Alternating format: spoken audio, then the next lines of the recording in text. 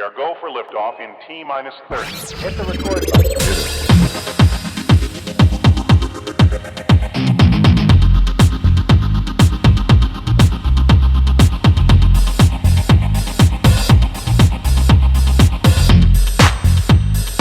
Gosh, that's swell.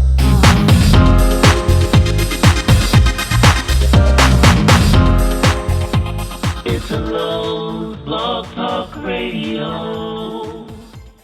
Welcome to another episode of Italo's Black Talk Radio. This is Italo speaking, also known as Victor, and I have Michael Shapiro on the line. Hello, how you doing?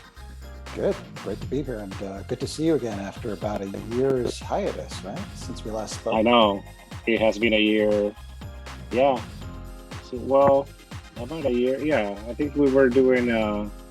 So, for those that don't know, you were doing this one last year. The musical you were doing last year, was it this one, or was it? This is from 2019.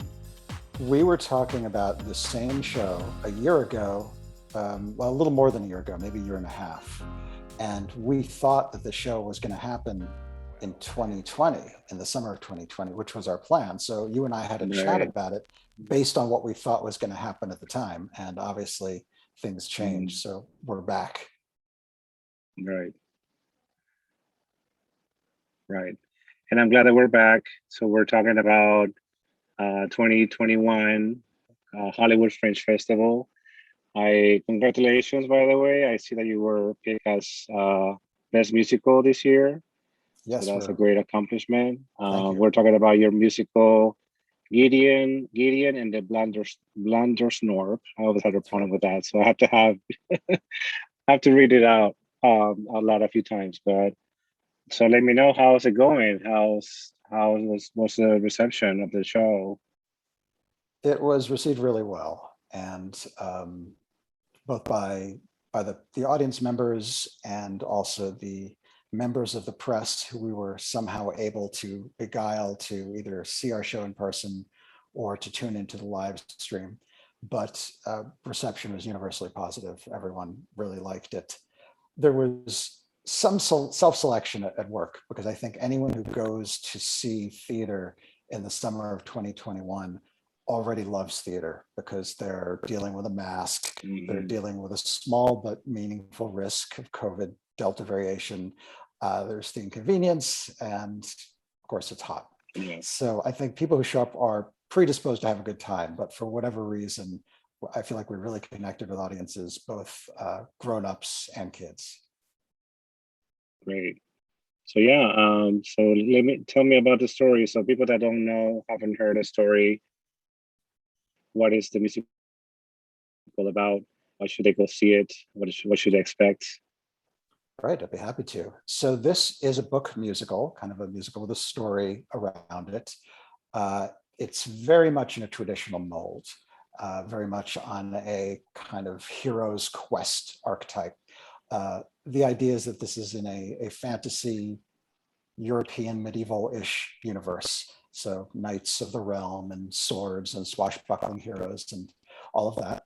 And it's about a young stablehand who really wants to be a knight of the realm. And in this world, the knights of the realm are called cavaliers because they're mounted. And he's kind of your stereotypical farm boy who's a great horseman, but he's lower class, and he's told that you're going to be a horse, you're going to be a stable boy your whole life, or I guess eventually he'd be a stable man, but he's been told he's predestined by social class. And he gets swept up in a mission to basically warn one of the cavaliers who has gone off into the forest unaware that there's a giant monster on the loose, and the monster is the Blundersnorp of the title. So our young stablehand Gideon charges off into the forest in hopes of warning this knight that he's in grave danger. He has no way of knowing. And in doing so, he begins a journey that will elevate him from his humble beginnings to a status of hero. Along the way, he encounters a young kidnapped viscountess named Alana, and she is from the opposite end of the social spectrum. She's high and mighty. She's lived a privileged life, And she also kind of believes the same thing that Gideon's been taught. And that is, wherever you were born in society, that's where you stay.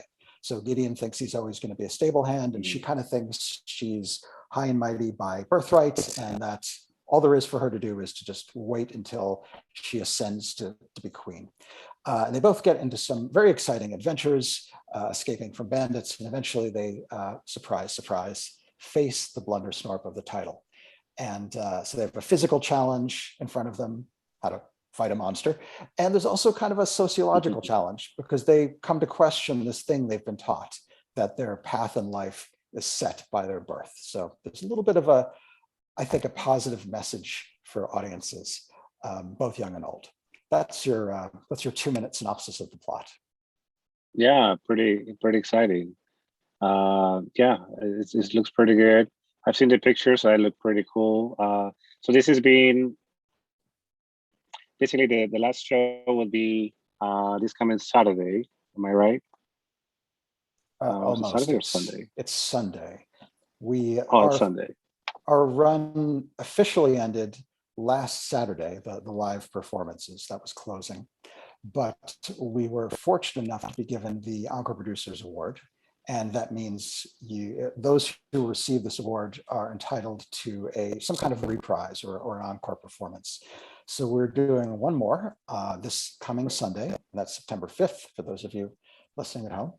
And anyone can tune in. It's only a live stream, and it's a reprise of our closing performance. So it's a pre-record, but you get to see exactly what the live stream audience previously saw.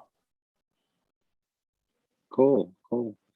So yeah, I'll be posting the link below. So it was recorded live. Was this at which theater was this recorded on? We were at Studio Stage, which is sort of in the periphery of the Fringe Zone, but it is in the Fringe Zone. So it's part of the cluster of theaters that constitutes the Hollywood Fringe.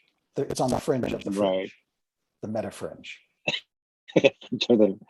Yeah, I was actually fortunate to be there for two of the productions that I did. They were both at the Studio Stage. Great place. I love the lighting. I know that the lighting and the state of the art, all the the lighting and the background is pretty cool. They have the projection. I don't know if you used any of that, but that's why I picked it. It was pretty state of the art. Oh yeah, we made pretty extensive use of the lighting. And in fact, I would say this is kind of a musical where you can go away humming the scenery and the lighting, because Greg Crafts, who's a proprietor of the theater and also the lighting designer, teamed up with my director, Matt Toronto, and really did an amazing job with the lighting. I won't go into it in great depth, but it actually opened up my eyes to what can be done with lighting as a means of dramatic emphasis, of subtly cluing us in when there's been some shift of perspective or somebody's coming to a realization, the stereotypical light bulb over your head kind of effect. So yeah, we're all about it. Right. And if you look at the production photos that Matt Camamera made for us, they all have really cool. They look pretty good. Yeah, I mean, he's a great photographer, but if you look in the background, there's always really interesting lighting. Like if they're in a forest, it's green. And if there's a dire set of circumstances, there's this dramatic red. So again, it was really eye-opening for me. Actually, I'm gonna borrow some of your pictures. I'm gonna put it in the slide, maybe at the end of these. If you're watching this on YouTube, I'm gonna try to put it at the end. But if you go to the website, Hollywood Fringe website, before you buy the ticket, you can see them there. But yeah, they're pretty. Yeah, I like the lighting. The setting is pretty cool. How many people in your cast? Because I've seen a few scenes, and I haven't counted them all, but it looks like it's actually a pretty big cast. 10 in total. Okay. How was it directing all the cast in this pandemic? Well, I'm not the director. That would be Matt Toronto. But I think as far as the pandemic is concerned, the anticipation of what could go wrong was much worse than what did go wrong. I think Okay. we were worried that perhaps the county would require that our cast be in masks, which is pretty awful for a musical. Fortunately, we did not have that ruling, and our cast was able to go unmasked while the audience were masked. So that was a narrow escape from an awkward situation, and we were very grateful for it. And I think it worked out with a situation that provided safety for the audience members and also let the cast sing and be expressive. And that's probably the best we could have hoped for. Right. And how was the attendance It's pretty good. of the live show? I don't know if we sold out every performance, but we sold out a couple, and I think we came close to selling out the rest. It's a small theater, so that it's not as impressive as it sounds, but word of mouth was good, and my begging friends was on point, and generally every house felt well enough attended, so we felt like, yeah, there's an audience here. There's something to motivate the actors. It wasn't feeling like it was empty at all. Cool. Yeah, I'm sorry I missed it, but I'll try to watch the recording on Sunday. But yeah, I've been MIA this year, but I always support, the directors, the actors. It's such a arduous job. It's just, people think it's so easy to put this together, and it's not. So I admire you. I wish I had been there in the live, but I'm glad that it's actually been extended, and that you got to pick the best festival this year. That's a pretty good feeling, and hopefully it can be extended for a few more shows. What's the feature? What do you see coming after this Sunday? Well, on Saturday, which is technically not after Sunday, but I think follows the spirit of your question. On Saturday, we began recording the cast album, which is going to be very exciting for everybody involved. I've learned to record the cast album right after you close, while everything is still fresh in everybody's head. And you've still got the momentum, and everyone is still has their character in mind. So we are going down to Clear Lake Recording in North Hollywood, and we're laying down most of the ensemble pieces. And I think over the next week, I will do any pickup recordings that we need. And hopefully within a month or two, we will have a cast album to share with everybody. People who've seen the show or people who didn't have a chance but would like to get a sense of the experience. So that is what's most immediately on the plate. I think beyond that, the director, Matt, and I both really feel like this is a piece that has legs. It seems to really click with its intended audience. And we are just going to go about finding more opportunities to stage it, because it's, I was honestly really impressed by what the combination of the design team and the cast and Matt and all the creative forces were able to put together. And I went into this not quite knowing if it was going to work, and coming out of it thinking, yeah, this is a solid project. This is something that has value and I think has commercial appeal. So the short answer to your very simple question is we're going to be looking for more opportunities to stage it, hopefully in LA, in a way that would allow us to reprise the design of the show and the cast if they would come back. But we're going to look for the opportunities that we can find and take things from there. Right. Yeah, hopefully, some streaming service, or maybe Netflix, or maybe you look, one knows, right? I was talking to Jonathan Myers about wouldn't it be nice to have a streaming service exclusively for Fringe festivals? So that's an idea that I had, and I'm like, well, because we're looking into another, hopefully not another year of this pandemic and the new season. So maybe there will be another solution and have more people attend virtually, which is what is happening this Sunday. But yeah, I mean, or hopefully we have no mask or whatever happens this year. We'll see. Yeah, I'm looking forward to doing it next year too. Last time that we met, I was doing another show as well, and it was supposed to be happening last year. Hopefully we have, well, not hopefully, not luckily nor anything, but because of what happened, it's giving me time to realize I had to still work on that project. So, but hopefully next year I'll be joining you and whoever's coming to the Hollywood Fringe Festival, to do it again. Because it's very exciting to be in the Hollywood Fringe. It's just this year has been kind of hard for me. So, but I think I'm glad that that's, you're doing it, and then you have your, you know,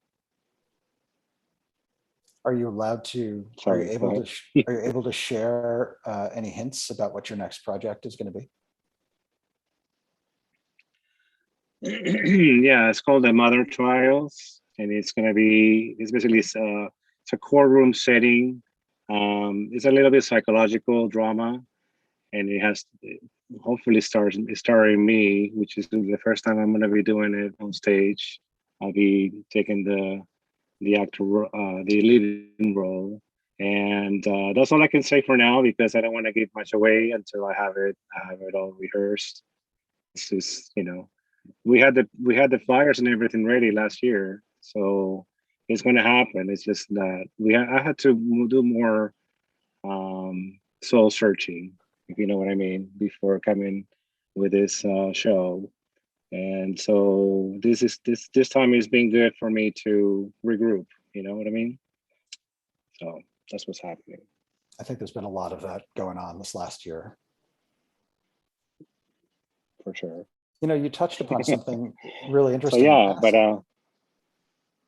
You mentioned something in passing I actually want to nudge you mhm. about because I think it's an interesting topic and you could give a, I know I'm supposed to be the one being interviewed, but this was so interesting. I'm going to bring it up. You mentioned the idea of, like taking live theater and giving it to Netflix or some kind of movie-like experience. What do you see as the relationship moving forward? Now that streaming technology is so established, what do you see as the relationship between live theater, in real time and recordings of live theater presented to perhaps distant audiences? um, I mean, I know it's not the same experience. I know live theater is a different experience than recorded. I would say recorded live shows with an audience uh, may have an effect that is similar to Hamilton or what we've seen on other shows that were put on, like the musicals that were put on by ABC. As long as we have an audience and we have the feeling that you're in the theater, of course we will have to have a bigger theater, but you know what I mean? Like if you have an audience and you have the interaction of the audience, the laughter, the applause, I think that will give the, the viewer the sense that they would be inside the production somehow, or backstage, inside of backstage, or the rehearsal, or you know what I mean, like behind the scenes. So I think that will be an interesting. It will be an interesting to see how does it, you know what I mean? How does it take to make this production happen and then watch it live? So I think it's not the same as live theater, but some people are not able to even get out of their homes, or they're too afraid, or they don't want to wear a mask, or they want or they're afraid of the contagious element.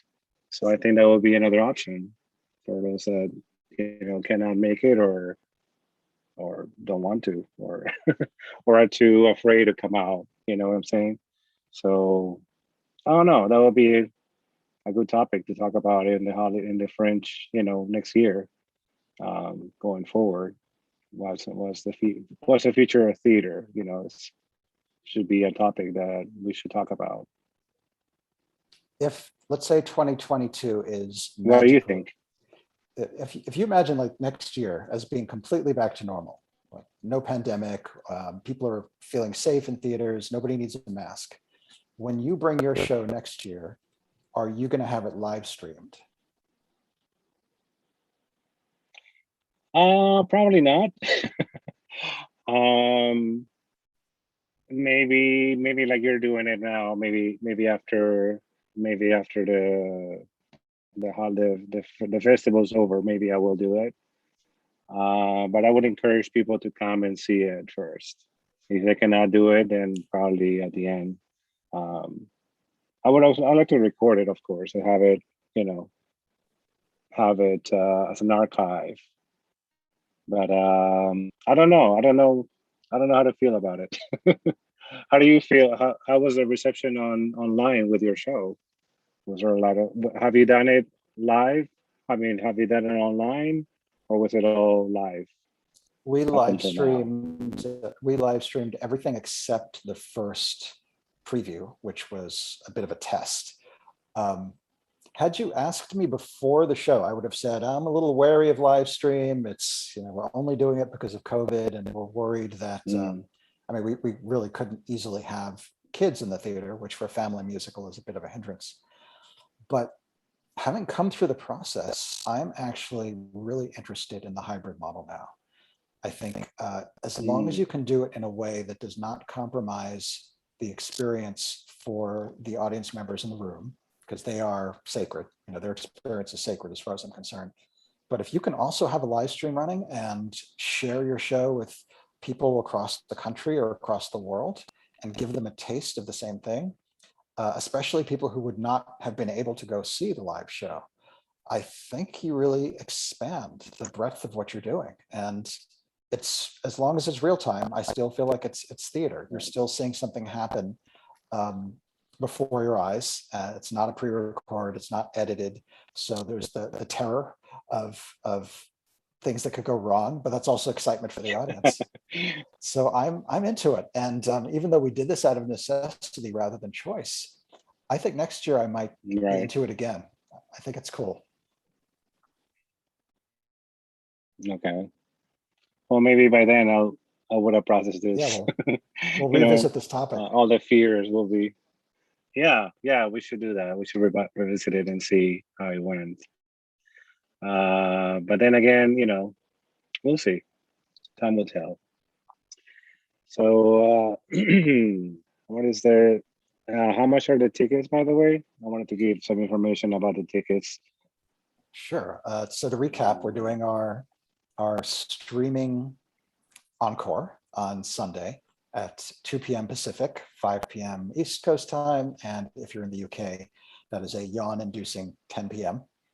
Tickets are $10, which is 33.3 with a bar over % discount relative to what we were doing before, because I feel like it's a rerun, so we're lowering the price. People who maybe are enthusiastic about seeing the show, but maybe moths are coming out of their wallets, they can reach out to me for a subsidy. But that's the basic picture. And for people who didn't get a chance to see the show live, for people who have never heard of it until 20 minutes ago, we invite you all. The link to go to is tickets.gideonmusical.com. So the subdomain is tickets. And then one word, GIDEONmusical.com. And that'll automatically take you to the Fringe website, and you'll be staring at the buy tickets button. So it's one-step navigation. Great. So yeah, I encourage everybody to see. I didn't see this show. I saw the bully problem was amazing, and I've been told that this is just as great. I've been reading the comments, so I'm looking forward to seeing it this Sunday. And yeah, hopefully we'll meet next year, or hopefully before, so we can talk about 2022, what's happening next year. Have you done any repricing of the bully problem, or was just that was actually, yeah, the year that you did it? Well, it's the only year that I personally produced it. I like to tell people I aspire to never be a producer, and I sometimes fail. But there was another production just in July in Suffern Village, New York, by the Suffern Clifford Theater, which is a summer program for junior high school aged performers. And they did the Bully Problem there in July with, for the first time, actors who are the same age as the characters. So that is a really interesting production for me. Interesting. And I was told there was a video, so I'm looking forward to checking that out to see how it all manifested. Right, because that was your baby. So yeah, you want to see how your baby grew. Or shrank, since everybody's half the age of the prior cast. But yeah, I'm definitely interested in seeing how it came across with real middle school students playing those characters. Amazing. That's great. Yeah, that's a great show. Great for teenagers. Kids of all ages. I've seen that show too. That was a really good show. Oh, thank you. But so yeah, this time around, Gideon and the Blundersnorp. Someday I'll say it without reading it. It's going to be the show that we're promoting today. So like I said, I'm going to be putting all the information below. If you're watching this on YouTube, I'm going to put the link below. Or if you're listening to Spotify, whatever other podcasts you can watch, I'll be putting the information below as well. And it's this Sunday, September 5th, at 2 p.m. Pacific time. And you can figure, like you said, you have to figure it out where you are, but it's 2 p.m. Pacific time. And it's going to be live. No, it's not going to be live. It was live stream studio stage. So for those that want to see it, go see it. I recommend your work. I know this is the best musical this year, so it has to be good, right? That's very kind of you. But yeah, thank you so much, Michael. Thank you for coming in the show. And any last words? Anything you want to say? Any hi? It was a transitional year for the Hollywood Fringe, as we went from having nothing in 2020 to kind of being there on 3 out of 4 cylinders. I think it was an amazing turnout, and the spirit of theater going was in full force despite the challenging circumstances. And I think 2022 is going to be roaring back full speed, knock on wood. And I applaud you for doing it this year. So, I'll be coming to you for more questions about next year. But I'm glad that you guys are still doing it. I'm happy that theater is still alive out there. And yeah, I have hope for the future and for Fringe festivals. So yeah, again, thank you very much. We're gonna call it a wrap and go see the show, guys. Miss us. Thanks for having me on the show.